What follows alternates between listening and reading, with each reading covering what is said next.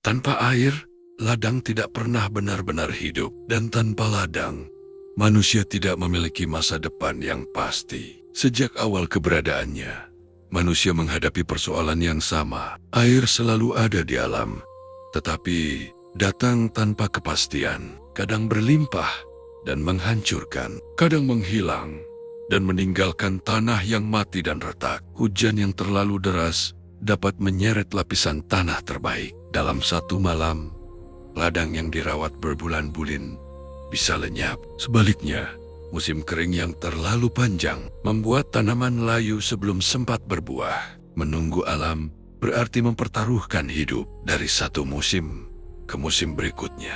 Di titik inilah perubahan besar dimulai.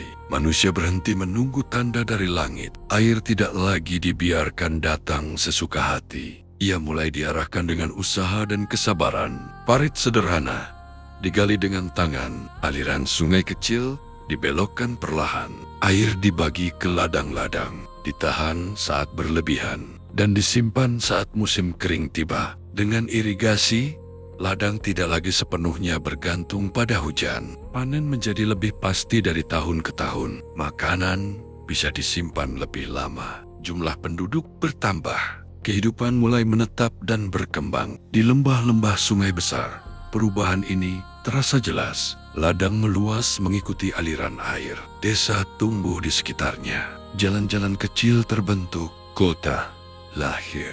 Peradaban pun muncul. Namun air bukan satu-satunya tantangan yang harus dihadapi. Tanah juga rapuh dan mudah rusak. Di daerah pegunungan, lereng curam menyimpan bahaya besar. Hujan deras bisa menghapus ladang dalam satu malam. Benih hanyut, panen hilang sebelum sempat dipetik. Petani kuno belajar dengan cara paling keras. Mereka tidak meninggalkan gunung dan tidak menunggu keajaiban datang. Lereng dipotong perlahan, mengikuti kontur alam. Tanah ditahan dengan batu dan kayu. Sedikit demi sedikit, ladang bertingkat pun tercipta. Air hujan yang dulu menghancurkan, kini mengalir pelan dari tingkat ke tingkat. Tanah tidak lagi lari ke bawah. Erosi berkurang. Kesuburan terjaga dari musim ke musim. Masalah berikutnya adalah benih.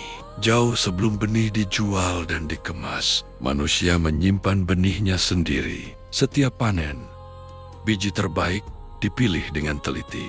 Yang paling kuat, yang paling tahan terhadap tanah dan iklim setempat. Benih ini bukan untuk dijual, tetapi disimpan dengan hati-hati untuk musim tanam berikutnya. Dari kebiasaan sederhana ini, ladang menjadi lebih stabil. Tanaman menyesuaikan diri dengan lingkungannya. Panen lebih bisa diprediksi. Petani menjadi lebih mandiri, tidak mudah goyah saat krisis datang. Tidak sepenuhnya bergantung pada pihak luar.